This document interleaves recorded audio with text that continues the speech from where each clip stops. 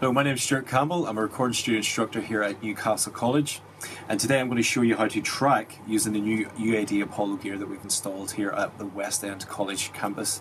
Next door we've got electronic music producers. They've got an electronic music setup, and all we're going to do is record the stereo feed into Ableton, and we may apply some of the UAD processing before that.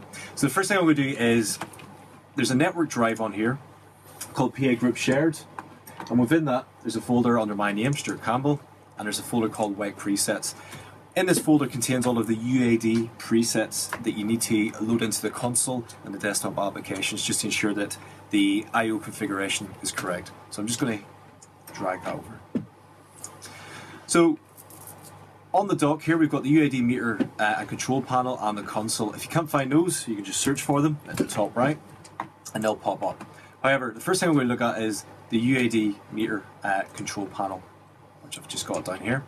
It shows you how much DSP is being used, it shows how much memory is being used, but if you click the UAD2 button, it actually shows you which plugins we have available. So we've got the raw plugin, which is like a guitar pedal emulation of the rat pedal. We've got things such as the Stutter A800, the UA610 channel preamp and EQ. And we've got some of the legacy stuff as well, such as the 1176 compressor and the Pultec 1A. So that just shows you what's available. The next UAD application is the console. So if I click on this, it brings up essentially a virtual mixer, and this just shows you this is before you start recording and hitting your DAW. All right. So first thing I'm going to show you on here is down at the bottom left. It says settings. If we click on that, it brings up, it shows you the hardware. So we've got the Apollo 8P, which is our master device, and that's daisy chained to the Apollo 16 via Thunderbolt 2, and that's just basically giving us 24 analog inputs, and we've got 16 outs as well. We can actually have more than that, but that's the way we have it configured. So if I go to core audio here, it says I/O presets, and basically I can load in the presets that I copied onto the desktop. So I'm just going to do that now. Desktop, WEG Presets, Studio 1 and 2. We're in Studio 1 at the minute. And not much has actually changed there, and that's just because it was already set that way. So, on this page I just want to describe the fact that the blue device is the Apollo 8P, and that's our first 8 inputs which are connected directly into the device. The Apollo 16 is inputs 9 through to 24. Now the Apollo 16, the preamps for it are actually these Focusrite octo pre's that we have over here. The line outputs of the octo pre's are connected to the patch bay. The patch bay is normalized then to the Apollo 16 line inputs, okay? Which just means that from inputs 9 to 24, we can connect hardware in between, such as the drummer EQs that we have here and the SSL nucleus channel strips that we have on here as well.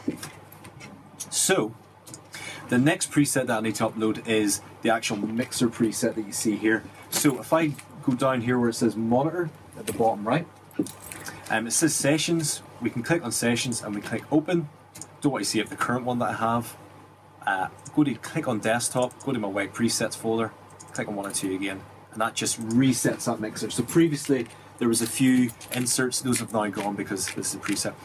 The good thing about this is if you've got plugins that you always know that you're going to use in a recording session, you can set up a preset template already. So all we're doing is recording the left and right of the live room. I'm just going to ask the guys to play. Guys, can you hit play? Okay, and on here we can see that one channel is hotter than the other. So the first thing I'm going to do is adjust the gain. Okay, so I'm going to add a pad. I'm just getting a level of about -12 dB. Using the preamp knob on the front of the Apollo 8P, I'm able to switch to channel 2. And channel 2 is actually a pretty healthy level. I'm just going to take channel 1 down there a little bit. Excellent, so we've got a great level. Now we're getting the stereo feed into this to the control room.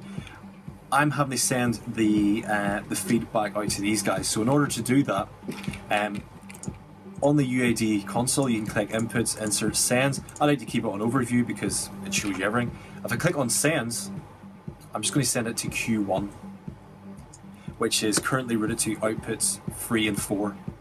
Outputs 1 and 2 are just our monitors and the actual control rooms. So, send the stereo feed out. Those guys should be hearing that next door. Guys, are you hearing that next door yet? Yeah. And just to make sure that my Q outputs are going to 3 and 4, I can click on Q outputs on the right. Q1 source is output line 3 and 4, as we talked about. So that's great, we can hear that coming in now. Now, at this stage, all I'm going to do is colour the sound a little bit before I try to enable it. And so I'm going to use the Apollo UA610B virtual channel tube preamp and EQ. So I'm just going to add that onto each channel. Now, one thing is very important here is when I put it onto the right channel, it's heavily clipping. One thing that's important to remember is that when you're actually recording, make sure that you have a healthy level to begin with before you start putting on plugins, because you can start getting into digital distortion. So I'm just going to turn that on and adjust the gain.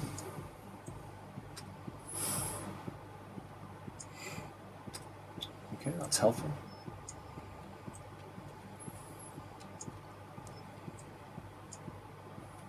Let's just hear how that sounds.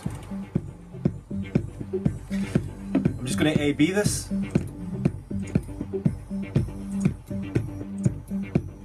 Sounds great. So the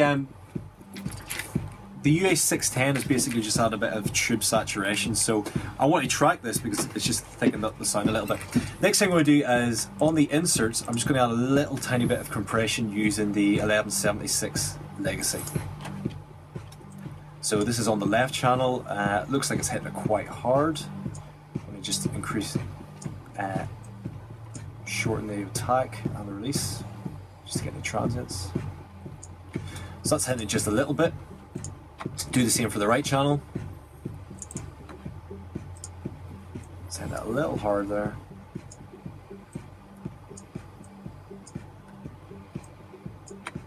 There we go. So what I've done there now is just use the UA610, add a bit of colour, and the 1176 just to compress it a tiny bit before it hits Ableton. Now, to make sure that I'm recording these effects, on the very right it says insert effects. If I hit UAD mon, that just means that we're listening to the effects, but they won't actually be tracked by Ableton. If we hit UAD record, that means they're actually recording when they hit Ableton. So the next thing I do is go to Ableton. So I've got a session here. I'm just going to delete the tracks I don't need. First thing I'll do in Ableton is check my preferences. This applies to Logic X, this applies to Pro Tools 12 as well that we have installed. We'll make sure that the audio input and the output devices are set to the Universal Audio Apollo. On Ableton, I'm just making sure that all my inputs and outputs are on, that's fine. Now in Ableton, I'm going to hit this little button just called I/O. Make sure it's a stereo channel. Okay, so we're getting a little bit of phasing because we're listening in on Ableton and we're listening on the monitor in the UAD console. So I'm just going to turn monitor off for recording purposes. Record arm the track, and I'm just going to hit record. Obviously I would tell those guys to start playing or start, but for this we're just seeing how get it tracked in. And that's basically how we use the UAD console, the meter, and also how to track into Ableton. Thanks for watching.